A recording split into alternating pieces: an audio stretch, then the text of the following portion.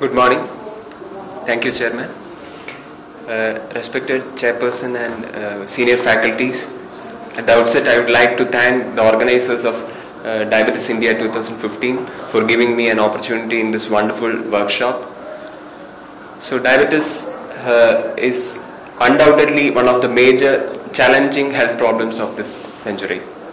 Effective management requires a partnership between the patient and the treating physician or the diabetologist.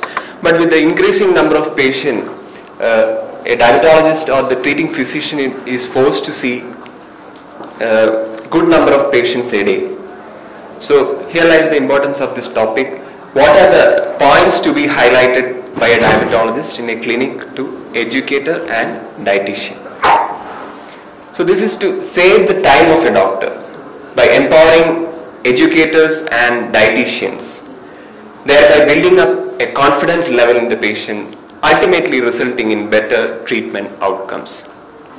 Definitely, dietitian and the diabetes educator should be trained on the entire aspects of diabetes. Let it be educating the patient, giving advices on lifestyle, advising on devices or medications.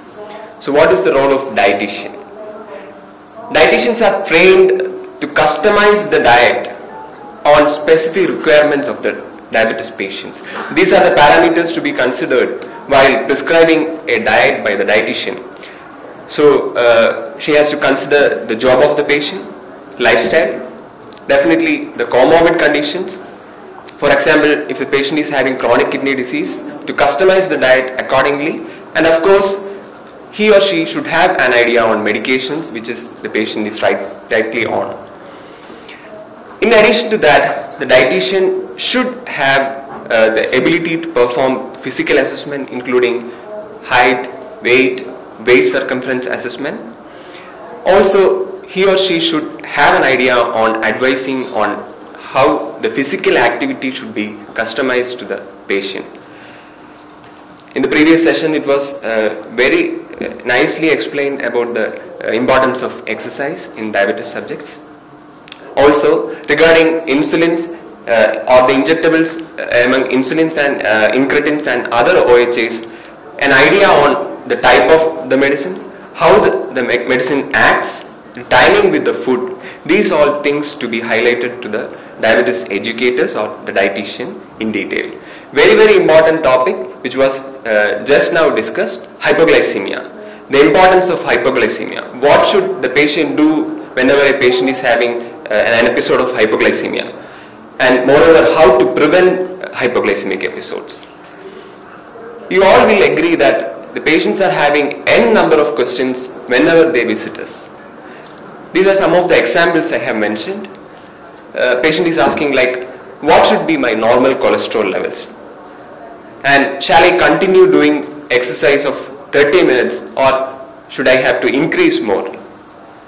A bystander or a caretaker is asking, my husband is having snoring at night and frequent episodes of sleep attacks during daytime and he is tired. What to do? And sometimes patient is asking, my albumin levels are always high. What can be done? So like that we have to address so many questions from the patient's part.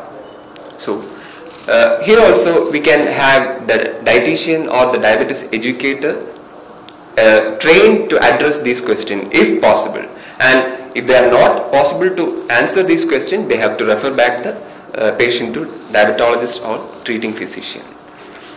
So a diabetes educator should be knowledgeable, highly skilled to teach or train people with diabetes so that they can have a better diabetes control and improved quality of life.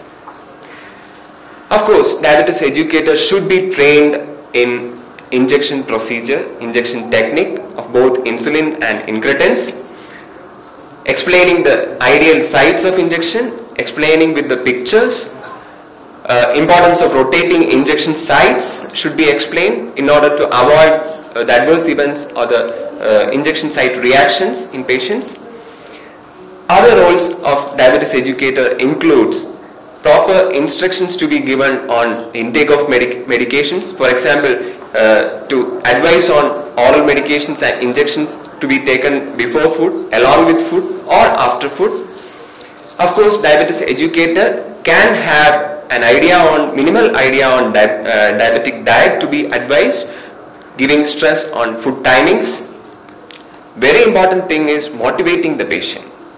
For example, a diabetes patient having a diabetes duration of more than 10 or 15 years with uncontrolled glycemic status of HbA1c more than 10% and already he or she is having one comorbid condition, a cardiovascular event already occurred.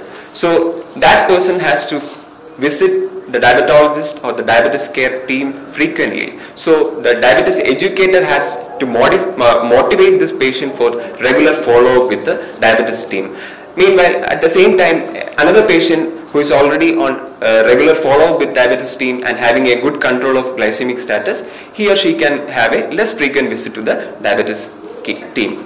So counseling is very important. So once again, the importance of physical activity, the training, the advices should be given by diabetes educator, given a minimal idea on physical activity. Very important thing is maintaining blood sugar diaries, monitoring of blood glucose and recording the blood sugar values in the diary, and they have to advise the patients to bring back the blood sugar diaries during physical visits to the diabetes care team. Another important area is laboratory parameters. You can train the diabetes educator and dietitian on different laboratory parameters. For example, what is HbA1c? What should be the normal level? What are the different components of lipid profile? What should be the normal level of lipid, the different lipids components? What is serum creatinine? What is hemoglobin? You can give an idea, minimal idea or basic idea on these lab parameters so that the diabetes educator or dietitian can discuss with the patient whenever they are consulting them. Very important thing is multi-drug compliance. You all will agree that diabetes is a scenario where we have polypharmacy.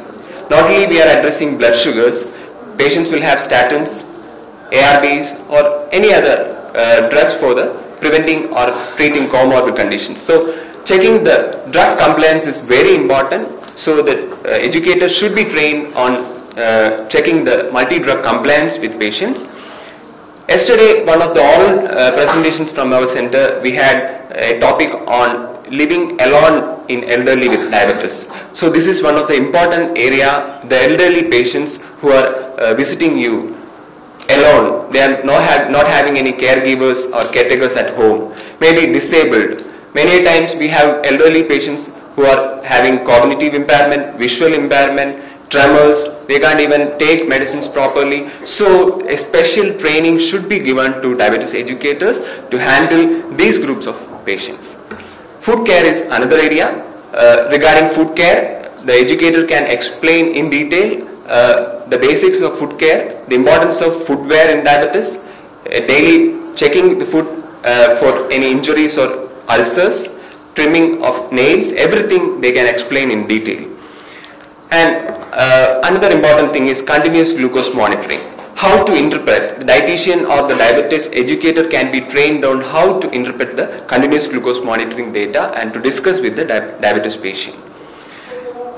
So we are having newer and newer technologies in diabetes management. So we have glucometers, insulin pumps, CGM. So troubleshooting is very important.